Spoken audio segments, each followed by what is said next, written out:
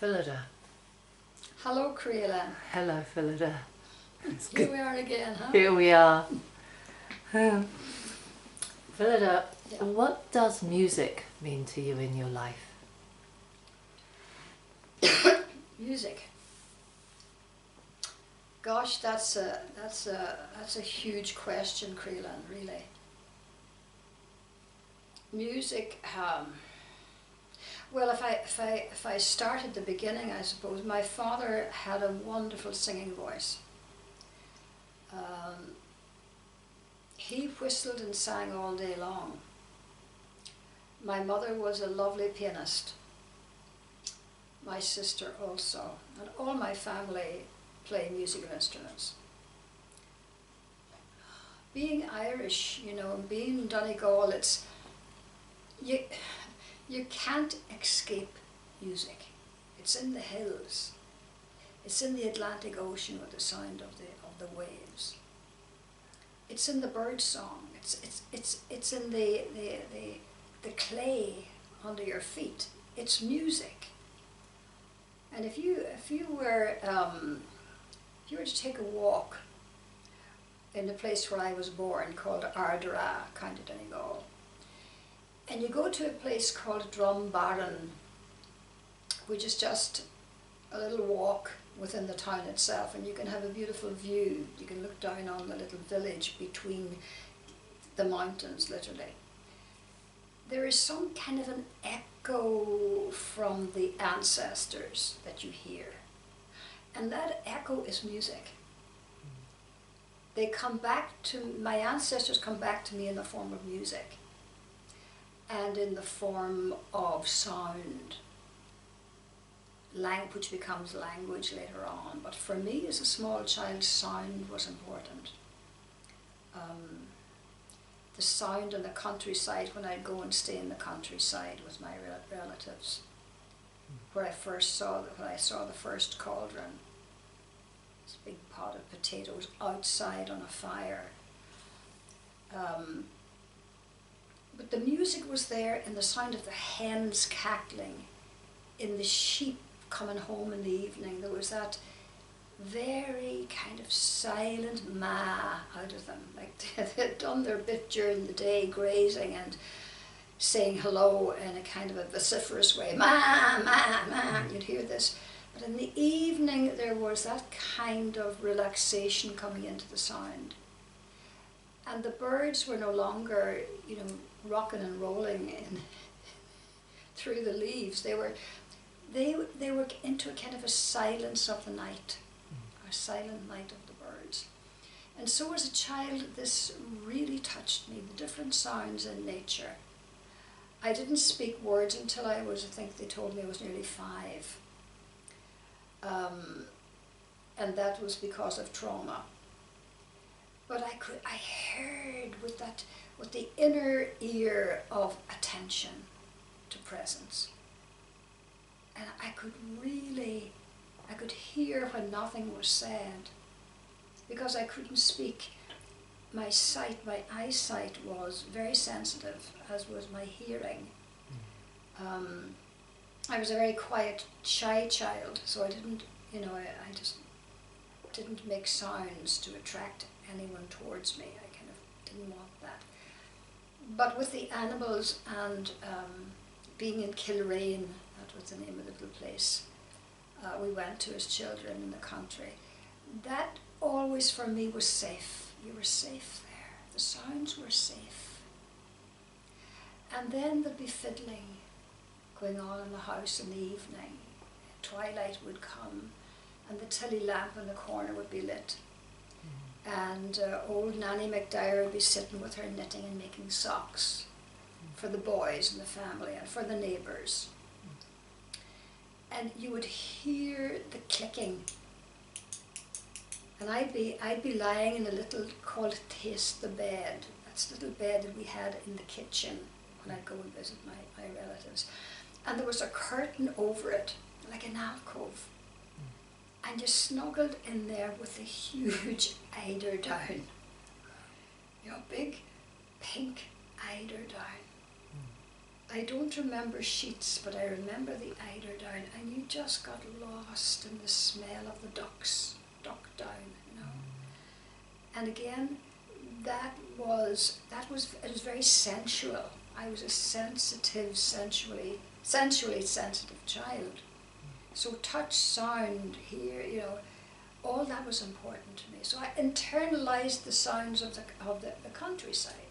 But I do remember then being older, being in the village and walking over to the chapel on a Sunday evening for 7 o'clock devotions. And the village was also in that place of twilight, where you wouldn't have heard the usual chatter during the day, or the carts going from one side of the town to the other, or a few cars that we had in the late 40s.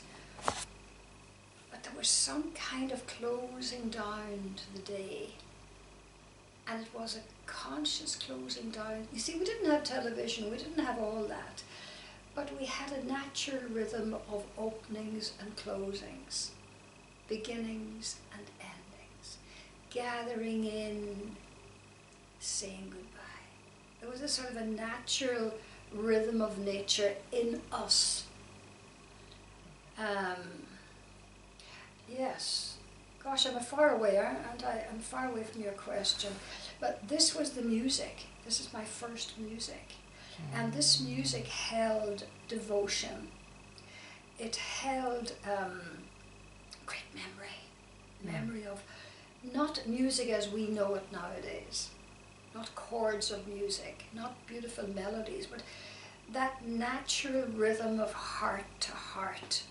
When the neighbours would come in and they'd tell the stories at night time, and I'm in the bed to go back to this lovely place. I'm in this taste the bed, and there's a tilly lamp in the corner, and the little net curtains are pulled across, and you can hear outside the hens saying good night to each other, and then you can hear the cows sort of all the best, have a nice night's sleep. I could hear the dialoguing of the animals, and then the dog then would make all these wonderful grunts and groans of contentment as it circled round the fire of the hearth, and then just total relaxation. And the neighbours coming in, and Nanny McDyer would be there to say knitting. Neighbours would come in, take off their caps very reverently, the same way as they would coming into the chapel. You're coming into a neighbour's house, you're coming into a sacred place. And there were benches around the kitchen. It was only the one room kitchen and 2 bedrooms off. But they would sit down reverently. They would have changed out of their working trousers. They'd be into their good trousers that they also wore on Sunday morning to Mass.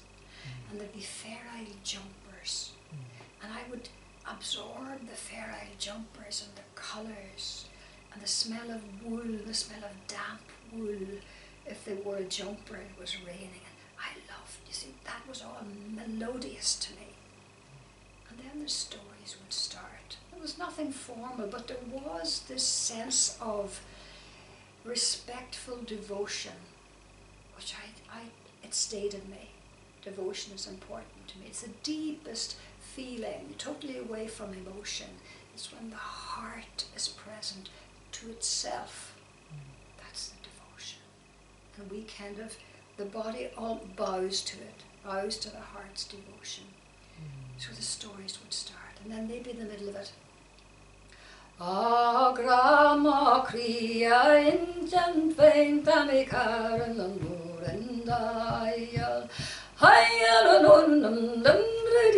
this would start, and this was again, the music was like the sounds of the Atlantic and the waves crashing up on the rocks, delighted with life, dancing. So I'd have these images in my mind when they'd sing, and then there'd be Achon is a con. Achon is a con. That was the lament. Somebody had died. And I as a child would would feel the lament in me, in my tiny 3-year-old, 4-year-old body. I'd feel a lamenting. And I was so open that I would receive their lament as part of me, because I had already had it at home with my mother and father. The house of melancholy, the house of lamentations. So, and I'm not near the music yet, am I? But to me, this is the music of the countryside. And to me, that's a very important part to start with. I could go on all evening with that, but I'm not going to. But then there was the sound in the chapel. Oh, that was amazing. I would listen to people walking up the aisle on a Sunday morning to receive communion. I was very small. And I knew that's a man's foot, that's a woman's foot. There was a kind of a rhythm to the women's walking, deeper kind of a throb in the earth. And I could feel the beat of that. And I often wondered within myself, why don't they let the animals in? Why don't we have the sound of the animals? I never shared that with the people because I was known as a strange changeling child anyway. I remember Kitty McDyer, another relative of ours, saying, but you're a changeling. And that was, the idea was that the fairies came when I was very, very small, maybe 3 months old in the crib. And they saw something in me that was otherworldly and thought I could work with them in getting in touch with adults, with human beings. And the fairy would steal the spirit out of the baby in the bed and put a fairy child instead. So this is interesting because I literally was away with the fairies for most of my childhood because of early trauma. And this is what we do, you say, to protect ourselves. We go away with the fairies. We have the life frightened out of us, which is trauma. We can't stand it. Literally, I'm talking literally now, I can't stand, so we fall down with the trauma. We can't stand on the earth. So yes, as a small child, I had an amazing inner life, Creala. I had an inner life that nobody around me knew anything about. And because I couldn't speak, I didn't have to talk about it. So being mute at that stage created in me an amazing receptor for presence. An amazing receptor to be able to, what shall I say, to be able to go into the part of myself that knows, the part of myself that heals, the part of myself that is always present. And for me, that's soul. So at a very early age, I was able to contact soulful living, if you like, very young. I better get on with the music, hadn't I? Because I do away with the fairies. You're coming into it, because we were talking yesterday about this lullaby in Cauldron of Song. What's the name of the lullaby again? It's called... It's just called a Gaelic lullaby. Irish lullaby. Yeah, Irish That's lullaby. right. Yes. Could you tell us about how that song came to you? Yes, I will. And again, I thank my ancestors, and I thank them for being able to connect with me in such a very vivid way. Yeah, I was making a cassette tape in Fintorn. What year was that? Oh, God knows what year. Maybe 1998, I think, 99, something like that. And it was a very special tape, and I had people from the community joining in with me. They had no idea when they came in. They didn't know what the songs were. I played them on the guitar, but every time I played them on the guitar, I played them differently, and the words were different, and I would make up new words. But we had great fun. We had great fun. And everybody was encouraged to sing I didn't care if they sang like me or not. I didn't care if they sang the same melody, as long as they were loving what they were doing. And somehow they were getting near the music. So during the break, we had a break. And during this break, this music was going through my mind. What's that about? It was in Gaelic. And I think, gosh, oh, that's lovely. I better record that quickly because I'm going to forget it. So I took out my guitar, closed my eyes, and let the guitar play itself somehow with my voice. And then I said to the man who was in the studio, I said, we better take this very quickly because I'll forget it and I can't write music. So would you mind not having your tea break and just coming in with me and doing it? And he said, no. He said, if it comes, and I have no problem. So, Creelan, I stood at the mic. I had no idea what I was singing. I'd heard the melody once, and I just took my hands and the guitar, took my fingers, and it played. And I followed with a voice. And when I had it done, the recording man, what do you call him, studio man said, oh God, Phyllida, that's beautiful. When did you learn that? I said, just now.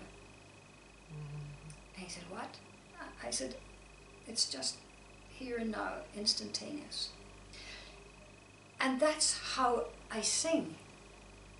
It has to be new, it has to be spontaneous, and that's why some people say to me, can you write out the chords of that? I said, I can't, and I usually use different chords every time, because how can you sing the same song? How could I sing the same song today that I sang 20 years ago? How can you do that? Because I've had so many experiences in the meantime. My voice has changed in the meantime. There have been different lilts coming in. There have been different experiences of words, of sound. So it can't be the same. So if I'm singing a song today that I sang back in the 90s, and I sing it the same way, there's something hasn't evolved in me. Something hasn't matured itself in me. So the words would be different. And that's why I love taking choirs. Oh, I loved taking choirs in Northern Ireland. I took, in the Sunday morning, I had the Methodist church, singing in the choir with them, playing the organ, and singing. And in the evening I went to the Catholic church and did the same. And I walked up between the aisles and got them singing. You know, singing is not just music. It's feeling, it's devotion, it's a personal experience of life in colourful form. It's very colourful. And so they loved it. And they were creating harmonies. And people didn't even know they could sing. But what is it to sing? What does it mean to sing? To delight in an experience so much that there is a melody, there is the music of the cosmos flowing through that experience. And the universe takes the experience. And because you're delighting in it, it gives you some kind of a beautiful melody. That is very precious in my life. Gosh, it sounds so alive. Yeah, totally. Living. Oh. And in contrast to my upbringing where I had to learn music and it was miserable and we had to practice, and you know, if you got it wrong you were in trouble. And for me, and I think it's a miserable, and the contrast is incredible. It is. This is incredible, because this is my soul. That was not my experience when I went to boarding school. Sister Jacinta, and I name her, bless her heart, did the best she could with the knowledge she had at the time. She would call me out of the academic classes and she'd say, now you're going to be the lead in this opera this year, and I was always the lead in the operas. My voice was trained for opera, classical music. And that, you know, this is just my experience. When we take something as extraordinary, as present as a song.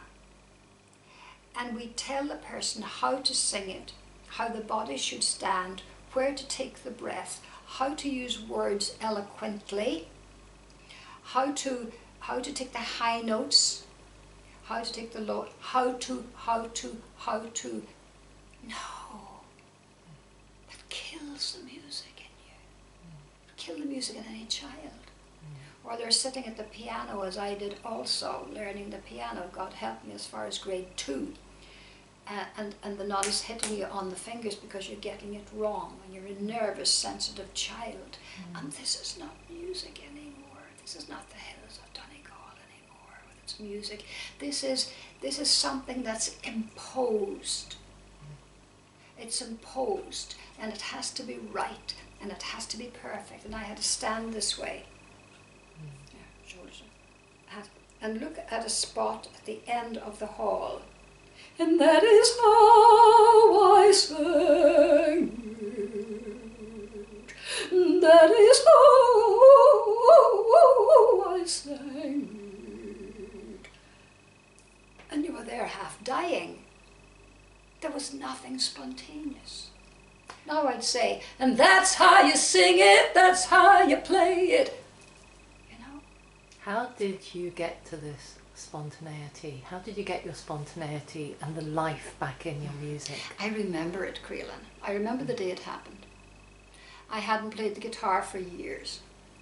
I played it when I came out of the convent. It was my saviour. And I watched my brother and his friend, Colonel Kennedy and Bosco, they were playing the guitar. And the first song they actually sang in my presence that I heard was, "Say goodbye, my own true lover, this has been a day, and the carnival is over, I will love you till I die." And I'm watching their fingers, because I can't play and I have no guitar, and I'm watching them. And then one day I take my brother's guitar and I think, what was the air of that? Carnival is over. And I heard it on the radio again, and I took it up and da, da, da, and I started playing, or rather the guitar played me. And I just continued, and I just said, no, I'm not playing anything, the guitar is playing me. When you tune into an instrument, we are the instrument. We are the instrument. And another instrument comes along and says, dance with me, hold me, and I'll show you what you can do. That's how I learned to play the guitar. Now, there I was, in the convent, learning how to sing, to stand properly, to get the words properly, to have the head properly, and to not to feel anything, not to feel anything. And you can't look at anybody. And I say, look at the eyes of the soul. And that person will tell you what to sing to them. That's why I change my music all the time, my words. You get a sense of presence from the other person, and you change the words. I've often done that in concerts. And it's been exactly where that person was at that time, struggling with something. And this to me is music, where the two of us are together in this experience. So that went on and on till I got such a state of laryngitis all the time because of fear of getting it wrong, fear going through my little body, and this fear of not being eloquent. You see, I'm from Donegal, the Irish language, and you come down near Dublin, and then you have this fine, beautiful language. And the girls were very sophisticated. Myself and my sister Bernie, come on, we had no idea. And they laughed, because the children laughed, because we didn't have proper English. So we were sent to elocution. My mother and father, bless them, we'll have them elocutioned. That might help. Well, it did help for the opera, because I was able to mimic. I'm good at mimicking what comes back to me. So I mimicked a language for opera, and I mimicked a language for singing opera, which had nothing to do with my soul. It was pure ego. getting it right, being perfect. Anyway, as I say, I didn't play the guitar for years, and then it came my workshop, my first training workshop with Elizabeth Kubler-Ross. That was 1983, 4. And I remember Elizabeth always saying, we need to have plenty of music. Music helps us to get into our emotions. And then the emotions, which I learned later on in life, can be taken into the heart for feeling. So I'm on the mattress with Elizabeth. We worked on mattresses, and she helped us to externalize whatever feeling was there through the use of radiator hoses and telephone books. And we would get the rage out the rage, out the whatever it was, whatever the dysfunctional emotion was that at the time.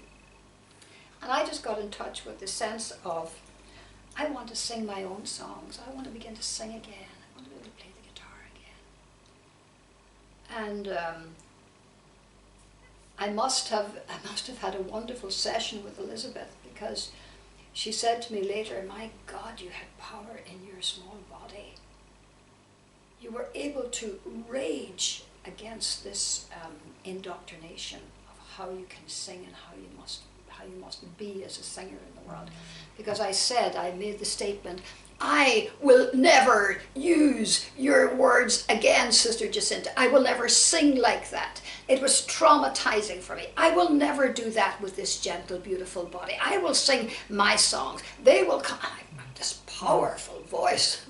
And I looked around the room and I thought, God, everybody's hearing this, but I wanted the world to hear it. This is how powerful we can be. This is how we can change things that are not okay for us. This is this stage of moving the emotion of rage into a feeling of natural anger. Wonderful, wonderful stuff. After that, one CD after the other, 9 CDs of my own music. Because the songs were inspired from my healing. We didn't have therapists in Northern Ireland. I had my music, and the words of every song has been a personal experience.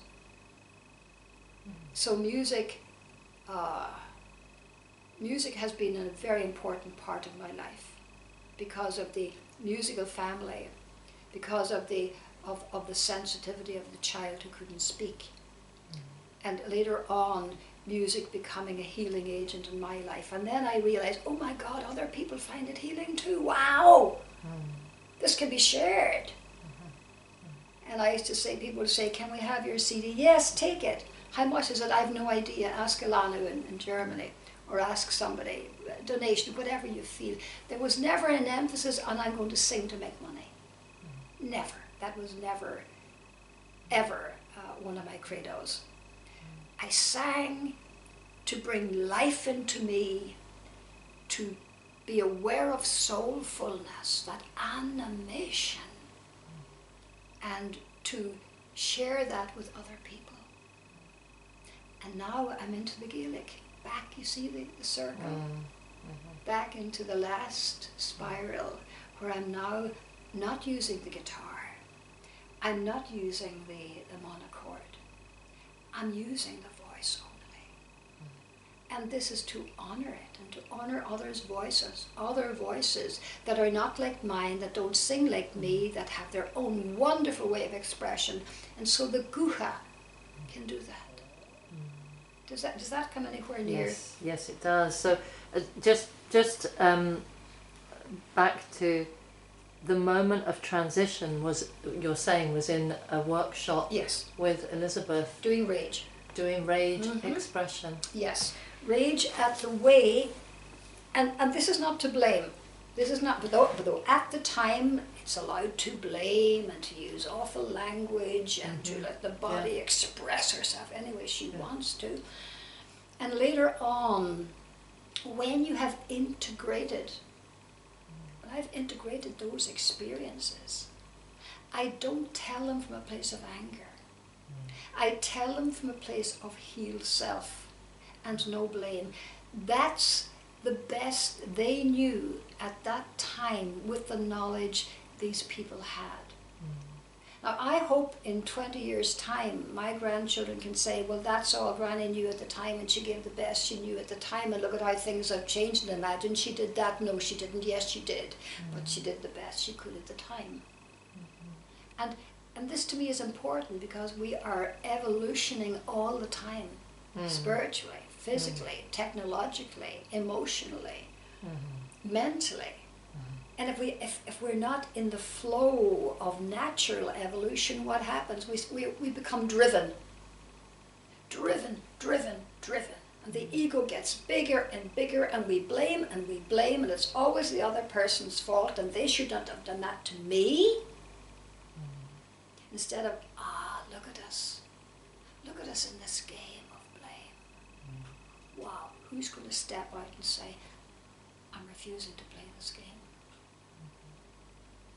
I will look at myself, and I will heal myself, but I will not play this game with you. May you go in peace. Thank you, Phyllida. You're leaving me, I think, with and us all with this incredible world of living music that comes through you. Living, it has to be alive. Even my deepest mourning songs, they're full of life. My dying eulogies are full of life, because it's all life. Whether you're screaming out in pain, there is music in that for the cosmos. I have howled my pain at these workshops, Creolan. I have howled, literally, on my 2 knees into the earth. I've scraped the earth, and I've howled my pain, and the water from my eyes and my nose and my mouth going into the earth as a devotion. And that's a holy place. That rage is holy. It's making way for the most amazing soulfulness in my life. Self-love, which means having compassion for the parts of me that have never in their lives had compassion. Self-compassion. And then that trickles out in music into the entire universe. That compassion includes the IRA, includes Trump, includes Extinction Rebellion, includes everything. Doesn't get involved. It includes it, but no reaction. Once I have a reaction to any of that stuff, they're taking injections. Oh no, oh no. They're not taking the injection. What? Oh no. Oh, how awful. No. No.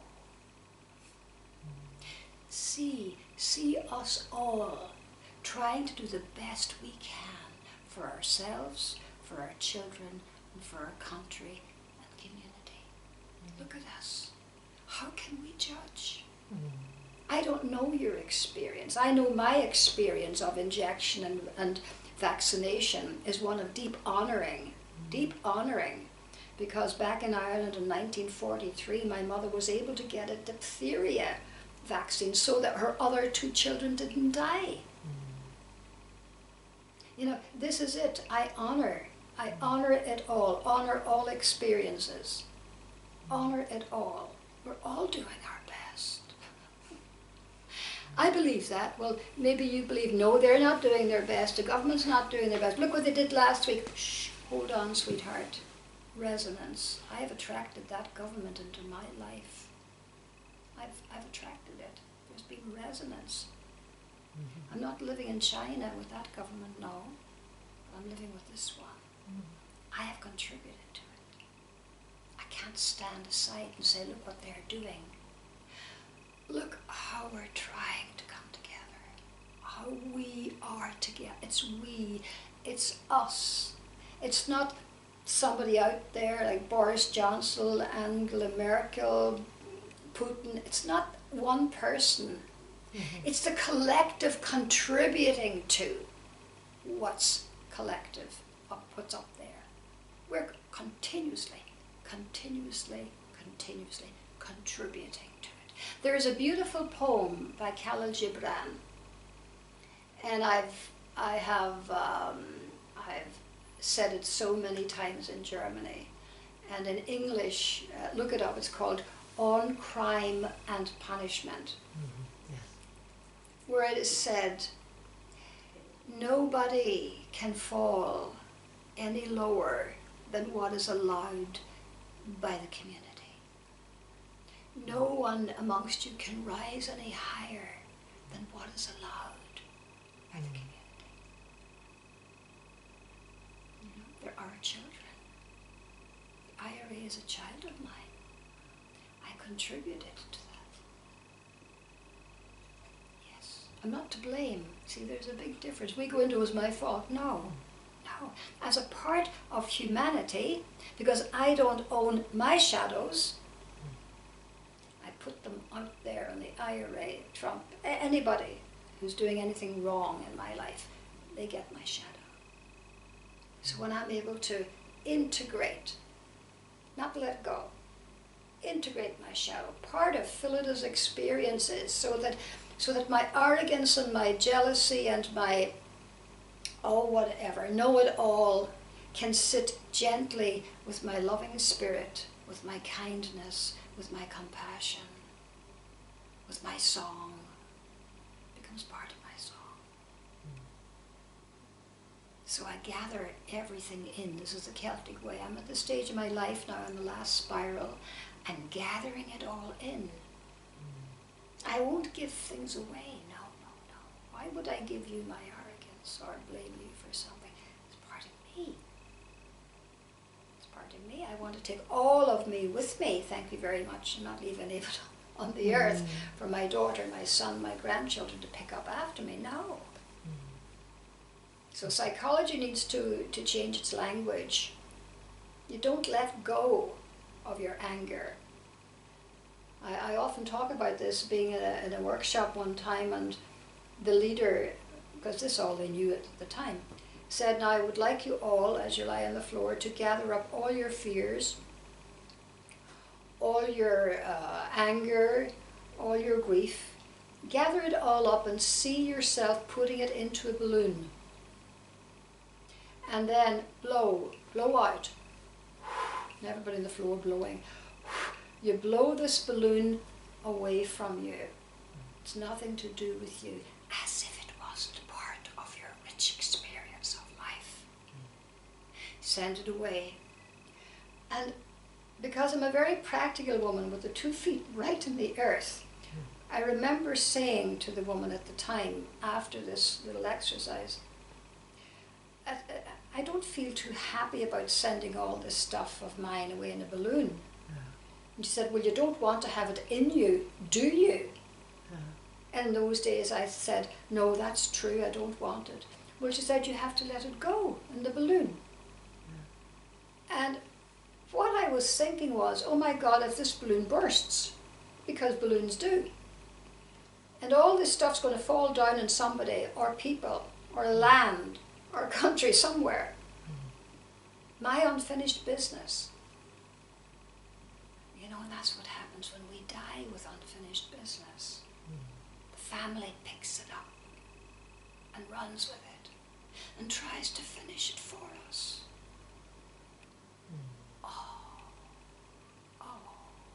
Unconscious devotion to the dead. And that's why you were doing the beautiful rituals of Court of Love. Court of Love. Thank you for that. Thank you for doing that. And turn back. Beautiful, rich rituals. Gosh, that's miles away from music, isn't it? It is, yes. Is there anything else you want to tell us about music? I just think it's extraordinary how music comes through you, and you're just this, I think, this aliveness you have with it, that it's so alive in you. Is there anything else you want to share with us on this? I remember a very wonderful piano examiner my second grade, and the nuns used to listen outside the door of the music hall. And I was inside and I was trying to interpret what's in front of me, the music. I couldn't read music. But I had learned the piece off by heart, and I had my eyes closed, and I was putting in my own little jiggly bits, in the right hand, and I was just loving it. I loved it because I had off by heart, put in some Celtic twills here and there. And the examiner said, what page are you on? And I looked up at him with the big innocent eyes, and I said, I'm not on any page, because if I look at the book I go wrong. And I thought, oh, Sister Jacinta's listening outside the door. And I thought, oh, that's me, condemned to death now. And he looked at me with the most beautiful eyes, and he said, you're always going to have enough music to do you. I think you should stop learning this, because it's making you nervous. So he said, tell your mother and father you'll not be doing any more music exams. And I did. And Sister Jacinta was not best pleased. No. You used to get beaten on the hands, wrong. How can we learn? Anyway, all they knew at the time, no judgment. Thank you, Phyllida. Thank you, Chris. Thank you. So next CD will be coming out next year, and it'll be called Entering into the Last Spiral. It'll be all Irish music. Oh, wonderful. And Irish poetry. So there you are. Oh, we look forward to that. You better be around to do it, so don't you be going anywhere. Thank you. Bye-bye, Creelan. Thank you. Bye, Phyllida. Thank you.